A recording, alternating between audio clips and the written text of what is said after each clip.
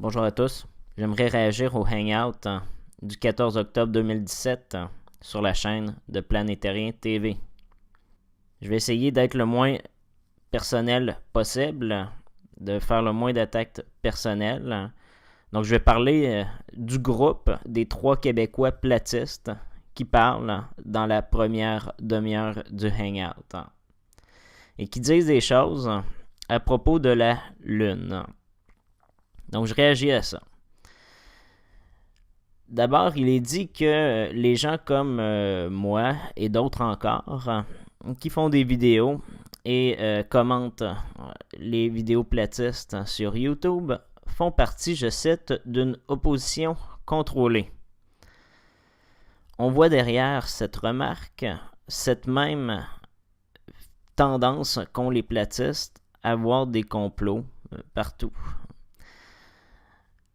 Parce que des gens sont en désaccord avec eux sur YouTube et mettent des pouces en bas, ça veut dire que ces gens-là sont organisés entre eux.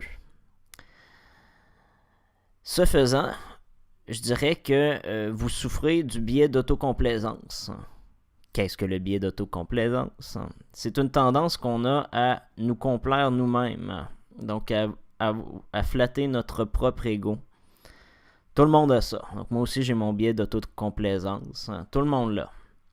J'explique un peu c'est quoi. Pour flatter notre ego, d'habitude, on va avoir tendance à associer nos réussites à nos capacités. Des fois, il y a des gens qui réussissent et c'est un coup de luck, mais le biais d'autocomplaisance fait en sorte qu'on a plutôt tendance à se dire que c'était pas de la chance, mais plutôt que c'est parce qu'on est bon et on a bien fait les choses. À l'inverse, ce biais d'autocomplaisance nous permet d'éviter de heurter notre ego. Donc, lorsqu'on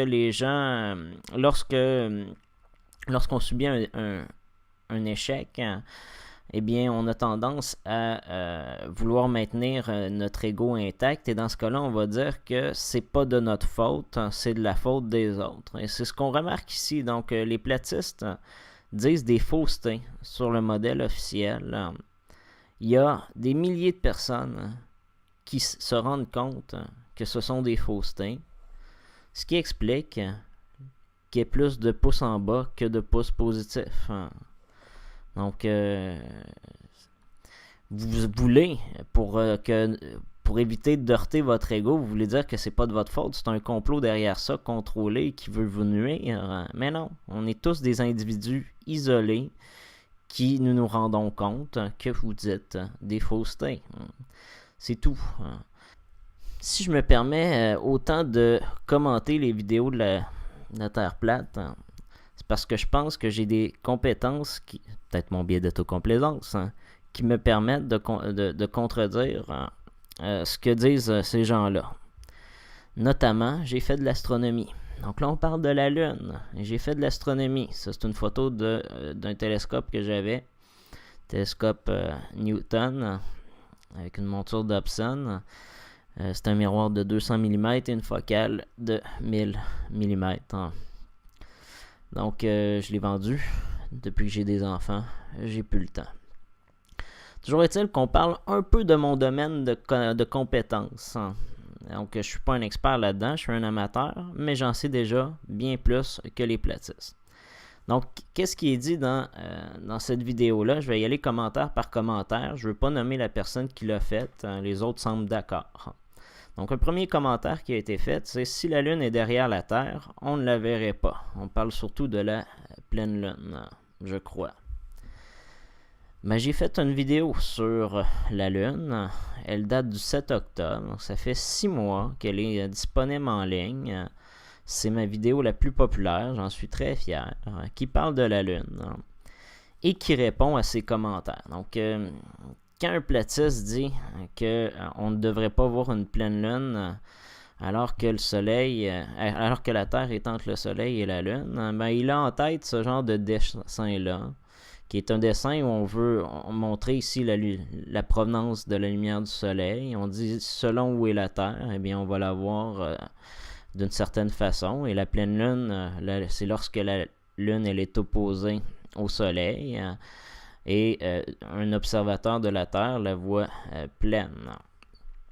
Et là, en voyant ce dessin-là, un platiste dit « Ah, ben ça marche pas, hein? Ça marche pas parce que la Terre cache la lumière qui vient du Soleil. » Donc ça, c'est un dessin qui n'est pas à l'échelle. À peu près tout le monde le sait, sauf vous, ça a l'air. Donc, c'est ce que j'ai mis plus loin. J'ai mis... ici, c'est le cône de la Terre. Puis la Lune est tout petite là-dedans. Puis elle est très loin de la Terre. Donc, j'ai trouvé un autre...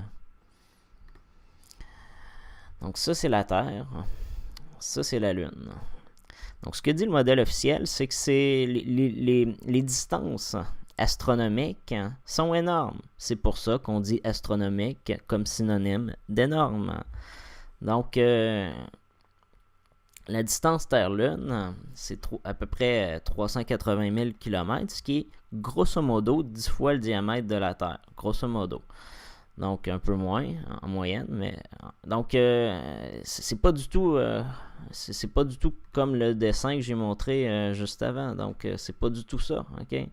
Le diamètre de la Terre est ici, il faut mettre la Lune 10 fois plus loin, 10 fois ça, ok? Donc, ça, c'est juste pour prendre moins de place dans la page.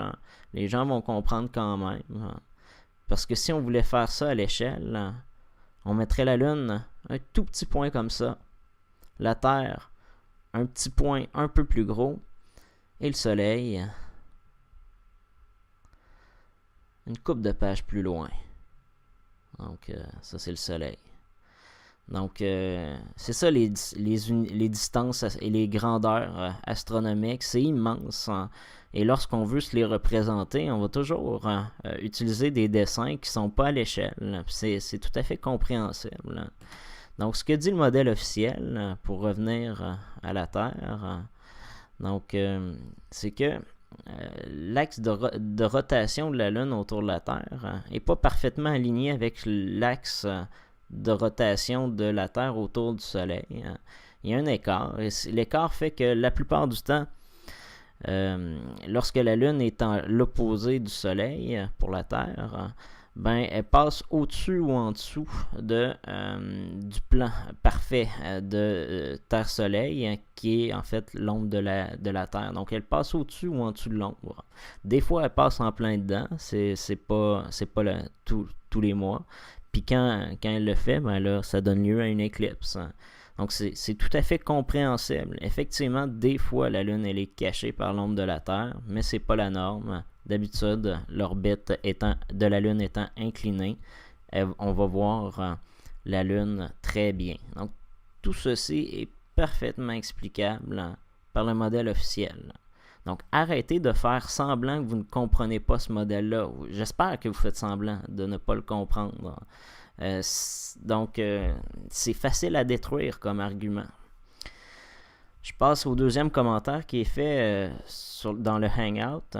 La Lune ne peut pas éclairer les nuages de la manière qu'elle le fait. Donc, un argument typique. Et devinez quoi? Ben oui, j'en parlais dans ma vidéo il y a 6 mois.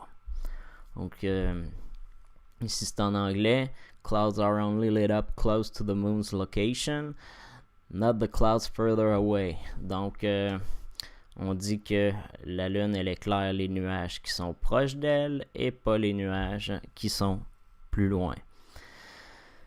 Donc, quelle réponse ai-je à faire avec ça? Donc, on a ri de moi parce que j'ai fait une petite expérience avec un drap, ok? Mais c'est sûr que c'était pas scientifique, voyons, ok, je le sais bien, mais c'était pour faire comprendre le principe. Donc, on peut rien conclure de la distance de la Lune avec cette observation-là. Pourquoi? Donc, parce que, ben d'abord, les nuages sont pas proches de la Lune. Même d'après votre modèle de platiste, la Lune, elle est au moins à 5000 km, ok? Puis les nuages, eux, sont à quelques dizaines de kilomètres max, ok? Donc, max. Donc, les nuages sont beaucoup plus près de l'observateur que de la Lune. Donc, D'ailleurs, c'est pour ça que j'ai mis mon drap proche de la caméra, parce que les nuages sont proches de l'observateur et sont pas proches de la Lune. OK? Donc, donc même d'après votre modèle, la Lune n'est pas proche des nuages. Donc là, elle est soit à 5000, puis 5000 c'est le minimum. Moi, au Québec, elle devrait pratiquement être jamais à 5000. Elle devrait plutôt être à 6, 7, 8, 9000. OK? Donc, comment faire la distinction entre donc 5, 6, 7, 8, 9000 et 384 000? Ben, on peut rien conclure de ça. Okay? Là, j'ai essayé de le montrer de la manière la plus claire possible. Donc, selon le modèle officiel, donc, il y a le Soleil, qui est crissement gros, qui fait beaucoup de lumière. On considère que les rayons de lumière sont parallèles, parce que c'est loin, ce qui n'est pas exact, d'ailleurs.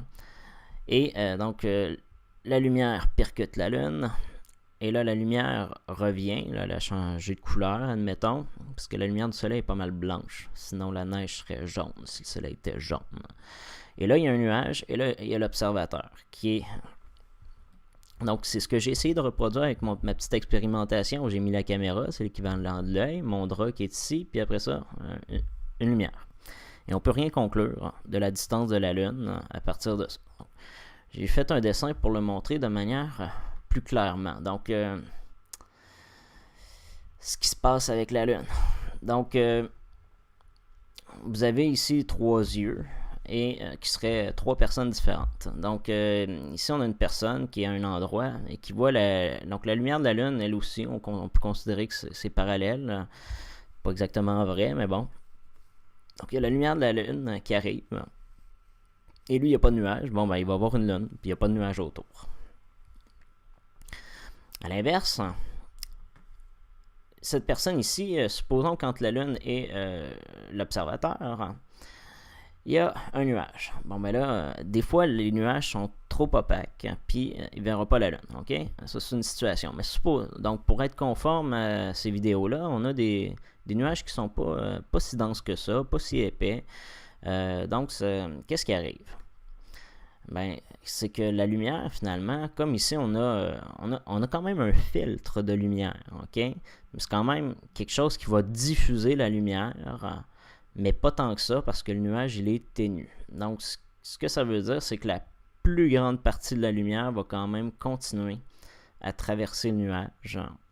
Et c'est pour ça que cette personne-là qui est là va voir la lumière de la Lune. C'est parce que la Lune, elle traverse le nuage et continue directement dans son œil. Donc, il a l'impression que le nuage-là est plus éclairé, mais c'est pas vrai. OK?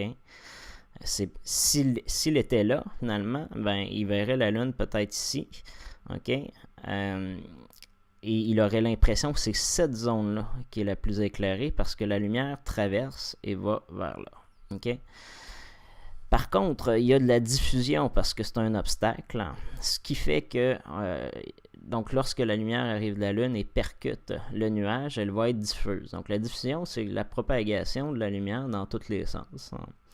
Ce qui fait que bon, il y a de la lumière qui va rebrousser chemin. Donc un avion qui serait ici verrait le nuage, qui serait éclairé par la Lune, parce que la lumière arrive, percute le nuage, est diffusé et rebondit et va aller dans l'œil de quelqu'un qui est dans l'avion. Donc, il y a quand même une partie de la lumière qui est comme ça, mais il y a aussi une partie de la lumière qui va être diffusée comme ça. Ce qui arrive, donc, c'est que la personne peut avoir parfois l'impression qu'il y a un halo de lumière, parce que quand même, la lumière va aller plus souvent qu'autrement en ligne droite, mais aussi elle va être parfois un peu déviée, mais ça va faire comme un cône. Okay? Et donc, les personnes qui sont ici, par exemple, reçoivent aussi la lumière qui provient ici. Puis plus on s'éloigne finalement de... Donc, le cône, il fait un angle ici, puis plus ça va vers là, disons, moins il y a de lumière qui est déviée. Donc, la diffusion de la lumière dans tous les sens, elle n'est pas égale. Donc, c'est pas un 360 degrés de lumière diffusée également. Il y a une petite, donc, il y a une petite partie qui est reflétée, une grande partie qui passe au travers et qui est déviée en forme de cône. Ce qui peut expliquer pourquoi une personne qui est ici verrait la Lune, et c'est ce qui est montré un peu ici, là, donc à la limite ici, ce nuage-là, il est éclairé par la Lune, alors qu'il n'est pas en droite ligne. Donc il y a quand même la lumière qui arrive ici, qui est déviée et qui va aller quand même dans l'œil de l'observateur. Et là, l'observateur donc voit donc de la lumière ici venir du nuage. Donc c'est bien de la lumière qui vient de la Lune, mais qui est diffusée par le nuage. Et la personne ici, lui, comme la lumière allant vers là, il y en a moins, toujours, il verrait sans doute le nuage. Et s'il voit le nuage, ça veut dire qu'il y a quand même la lumière venant du nuage qui provient en bout de ligne de la Lune. Donc il y a quand même eu une déviation de la lumière de la Lune vers l'observateur, mais moins encore. C'est pour ça qu'il n'y aurait pas l'impression là, que c'est vraiment bien éclairé. Donc cette explication, elle tient la route. Elle n'est peut-être pas parfaite. J'ai pas nécessairement super bien étudié le phénomène de diffusion de la lumière dans le nuage. Mais de toute façon, ça devrait être la même explication sur le modèle de la Terre plate.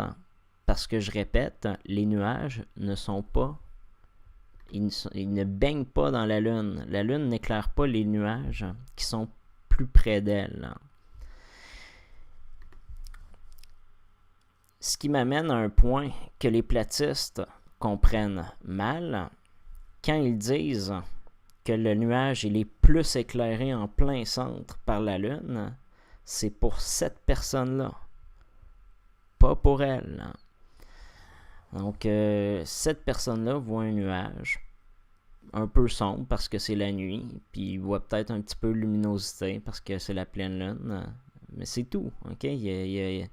Donc, ce que voit la personne va dépendre d'où elle est. Je bifurque vers ce qui est une autre chose qui a été dit dans le Hangout, c'est que la Lune, elle éclaire l'océan à une place bien précise. Donc là, venez pas me faire à croire que vous n'avez pas compris que l'espèce de pont lumineux qu'on voit avec la pleine Lune, qui est pour le Soleil ce qu'on appelle le pont d'or, est variable d'une personne à une autre. Quand moi je vois un coucher de soleil à Rimouski, par exemple, et que je vois un pont d'or, ça ne veut pas dire que le soleil est proche de moi, que la lumière m'éclaire, moi, d'une manière particulière. L'autre qui est à 150 km et qui voit le même coucher de soleil sur le bord du fleuve, voit un pont d'or, lui aussi, ça dépend de l'observateur. Vous avez l'air de pas tenir compte de ça. Là. J'ai de la misère à penser que c'est par ignorance. Là. Vous le savez en voiture, quand vous regardez la Lune puis vous voyez la réflexion, vous bougez, mais la réflexion reste toujours à la même place par rapport à vous. Donc, ça dépend de l'observateur. Là. Arrêtez d'utiliser ça comme argument. Là. C'est complètement stupide. Là. Donc, mais là, je bifurquais. Donc, c'était la deuxième affirmation. Donc oui, la lumière, l'éclairage des nuages comme ça par la Lune est compréhensible et ne prouve pas que la Lune est à 8000 km plutôt qu'à 384 000. Une troisième affirmation qui est faite dans le Hangout, à laquelle je veux réagir, est la Lune ne peut pas refléter la lumière du Soleil. Donc, il y a un intervenant qui va parler des positions relatives de la Lune et du Soleil et qui va dire que ça ne peut pas marcher. C'est bizarre parce que moi, je l'ai faite, l'expérience. Je vous dis comment la faire dans ma vidéo, à 14 minutes 33 par exemple. Si on veut savoir, si on veut tester est-ce que la Lune est éclairée par le Soleil, on prend une Lune visible de jour.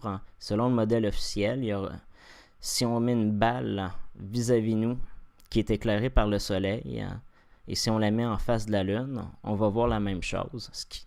Bien sûr, la balle elle est éclairée par le Soleil, et si on voit la même chose sur la Lune, ça veut dire qu'elle est aussi éclairée.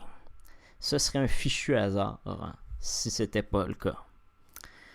Et donc, je l'ai fait à 2 reprises, 2 journées. Ici, c'est un croissant de Lune. Oh, et là, ça, c'est 2 jours plus tard. C'est une gibbeuse. Et aux 2 reprises, ça marchait. Donc, c'est une gibbeuse. Le terminateur de la balle, si on veut parler ainsi, est comme ça. Le terminateur de la Lune, il est comme ça. Donc, c'est une gibbeuse. C'est légèrement passé la demi-lune. Et c'est pareil. Donc, il y a de bonnes raisons, très très bonnes raisons de croire que la Lune elle est éclairée par le Soleil. Quand on voit la Lune éclairée ici, donc la Lune croissante, le Soleil il est là. Et la Lune décroissante, quand le D, ou le C si vous voulez, est de l'autre sens, on voit plutôt la Lune de jour le matin. Ça veut dire que le Soleil est sur le point de se lever. Tout fait sens. Okay? Les quartiers de Lune, c'est correct. La Lune est toujours éclairée du bon bord.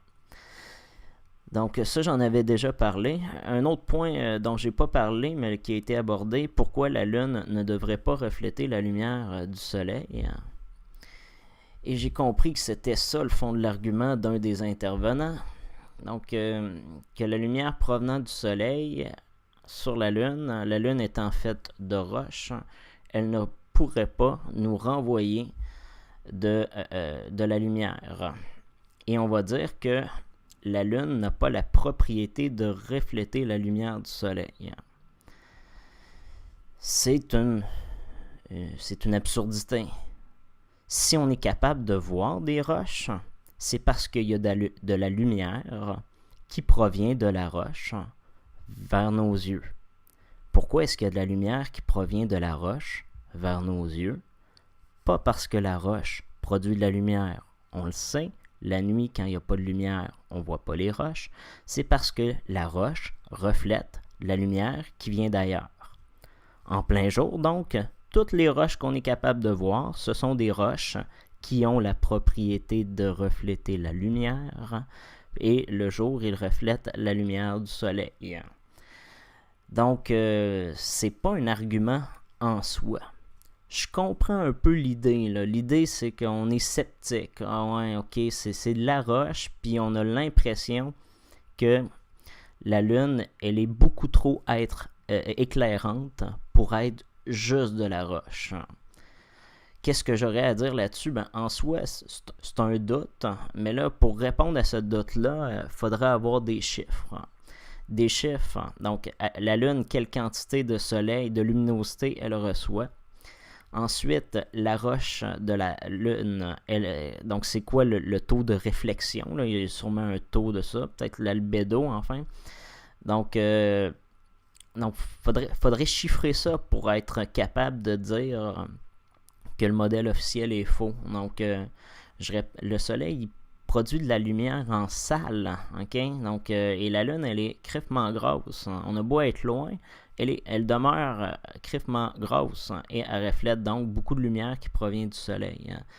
Ça fait sens. Et du moins pour prouver que ça fait pas sens, faudrait montrer que les chiffres ne concordent pas. Et là, ça n'a pas du tout été fait. On a juste dit, ce qui est une grosse fausseté, que la roche ne reflète pas la lumière. Mais oui, c'est évident. Tout reflète de la lumière.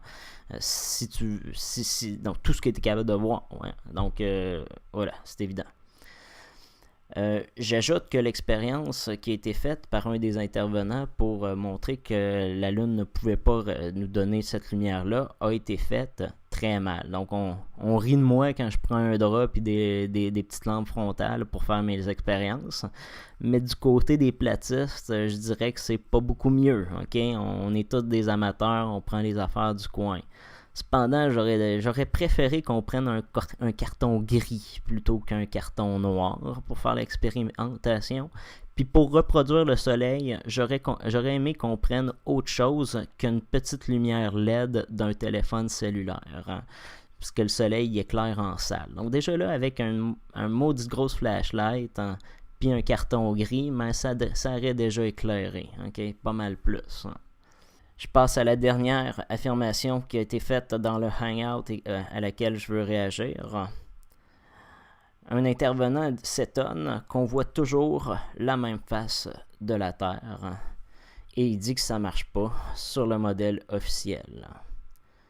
Devinez quoi? J'en ai parlé dans ma vidéo du 7 avril. Et donc j'expliquais, selon le modèle officiel, voici ce qui se passe. La Lune, c'est pas à l'échelle, je répète. Donc un observateur qui est là va voir la même face de la Lune parce que la Lune, elle est très loin. Donc, non seulement ça, mais c'est que cette observation-là, elle ne cadre pas avec votre modèle. C'est ça qui est terrible, en fait, c'est que vous dites quelque chose, vous dites que ça ne marche pas avec le modèle officiel, ce qui est faux, et vous affirmez que ça marche mieux avec la Terre plate, ce qui est encore plus faux. Donc, deux faussetés, ok? Ça marche pas du tout avec votre modèle, et ça, je l'ai bien expliqué dans ma vidéo. Une personne qui est ici sur la Terre plate verrait une partie noire de la Lune, alors qu'une personne ici verrait la partie éclairée. Ça, c'est si vous pensez que la Lune est une boule. Si vous pensez, donc, ça marche pas du tout. On verrait pas les mêmes parties de la Terre, de la Lune, pardon. Pour voir la même surface de la Lune, il faut que la Lune soit loin. Il y a des gens qui vont dire, et j'en ai parlé, que la Lune, elle est un disque. Donc, c'est pour ça. Elle est collée et c'est pour ça qu'une personne dans l'hémisphère sud, par exemple, verrait la même face que dans l'hémisphère nord. Mais j'ai expliqué ça dans ma vidéo. J'ai expliqué que si c'était le cas, ben on verrait la Lune, même le dessin ici le montre, sous forme d'une ellipse et pas un beau rond. Donc le fait que l'on voit la même face de la Lune est un argument contre votre modèle et que vous n'êtes pas capable d'expliquer, alors que le modèle officiel l'explique très bien. C'est dire à quel point vous êtes de mauvaise foi quand vous parlez du modèle officiel et à quel point il marche mal. En fait, je dirais plutôt que vous le comprenez très mal. Je conclus cette vidéo par une suggestion de lecture. J'aimerais que les platistes montrent qu'ils ont au moins fait un petit effort de compréhension du modèle officiel. Avant de se mettre un pied dans la bouche à chaque fois qu'ils parlent de celui-ci. Une suggestion de lecture, Astronomie et astrophysique, de Marc Séguin et Benoît Villeneuve.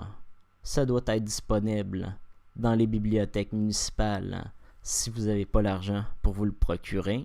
Lisez-le bout à bout 8 fois, soyez sûr de le comprendre. Là, vous pourrez critiquer le modèle officiel. D'ici là, c'est peine perdue et vous allez continuer à avoir des dislikes. Ciao!